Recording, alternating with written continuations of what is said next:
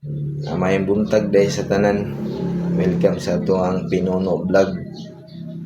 O ay kalimot like, share sa pang video o follow para maka bye-bye ta sa tuang mga video.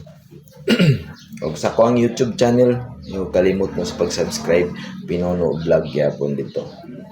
Natay paghisgutan nga nung gamay ra kayong maabot ang tip ay dili tip ng budget gikan sa taas paingon sa tuwa. Siyempre mugamay na gina siya, labi na karon nga nisikat si Lalay. Una mo gunit ana si Lulong. Una siya ang budget gikan sa taas, si Lulong ang mugunit.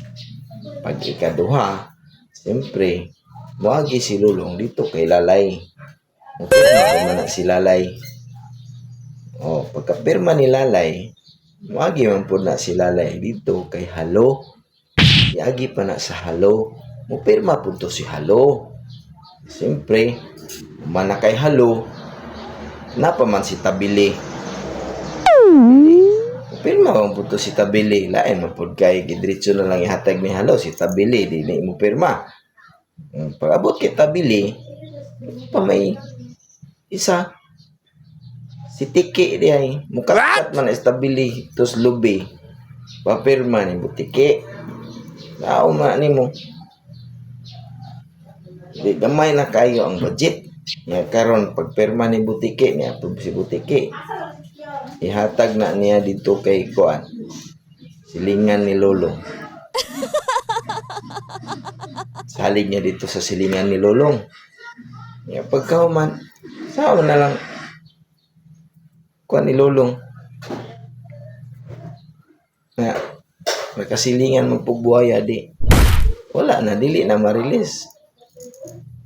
Ana ang dagan. Kumkumo na lang anong i-release pa man nga. Kay ring man siya dito nga.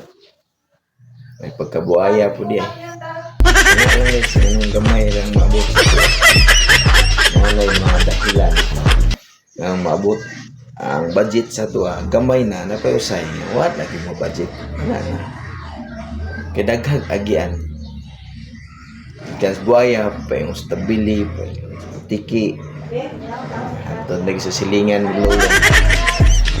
Kaya guys, pag good vibes lang guys ay kalimot like, share sa pang video, follow guys, follow naman sa akong YouTube channel ha.